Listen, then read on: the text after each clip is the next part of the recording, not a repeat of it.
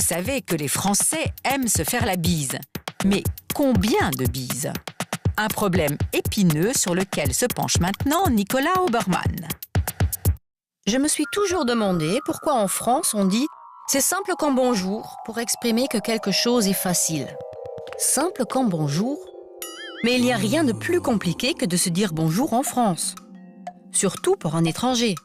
Car les Français ne se disent pas juste « salut » ou ne se contentent pas de se serrer la main comme les Allemands. Ils se font la bise.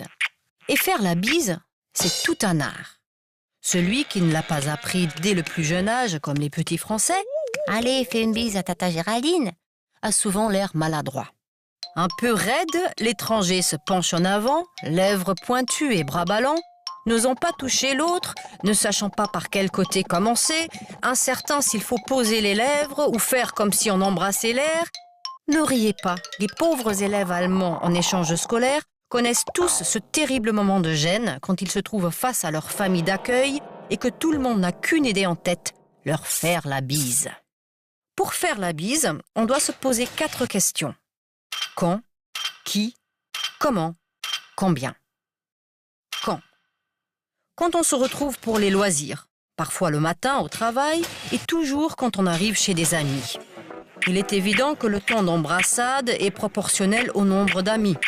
Si vous débarquez dans une soirée où se trouvent déjà 15 personnes, vous avez le temps de mourir de faim avant de passer au buffet. Les Allemands, qui ont l'habitude de faire juste « allô » avec la main, trouvent ça toujours un peu fastidieux. Qui? Il faut prendre en compte le lien familial, amical ou professionnel, l'âge et le statut de la personne.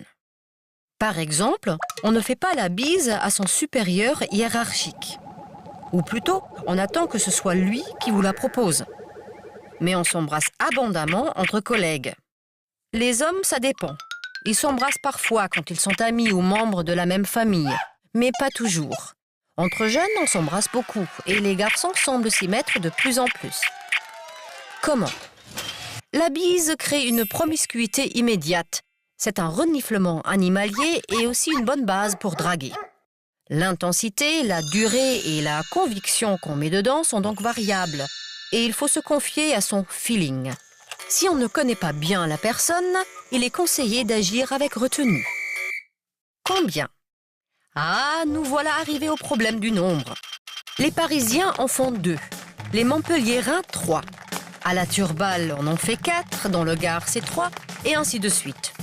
Quand on ne sait pas d'où vient une personne, on peut facilement vivre un moment de flottement déstabilisant. Car il est très désagréable de tenter une 3e bise quand la personne visée se détourne déjà. Ou de s'arrêter après 2 bises quand l'autre meurt d'envie de vous en faire 4. Mais j'ai remarqué que même les Français ne savent pas avec précision combien de bises on fait selon les régions. On me dit qu'à Strasbourg c'est 2, puis 3, puis 2. Un originaire de Nemours affirme qu'ils en font 4. D'autres me certifient que c'est 2. Pourquoi ces incertitudes? C'est qu'il y a un problème de classe sociale. En France, il faut savoir, il y va toujours de la distinction des classes sociales. Pour faire court, on pourrait dire que les bourgeois, qui sont souvent radins, on le sait, se contentent de 2 bises, tandis que les prolos ne comptent pas et s'arrêtent rarement avant 4. Bref, tout ça rend la vie compliquée aux étrangers qui ne savent jamais trop comment se comporter.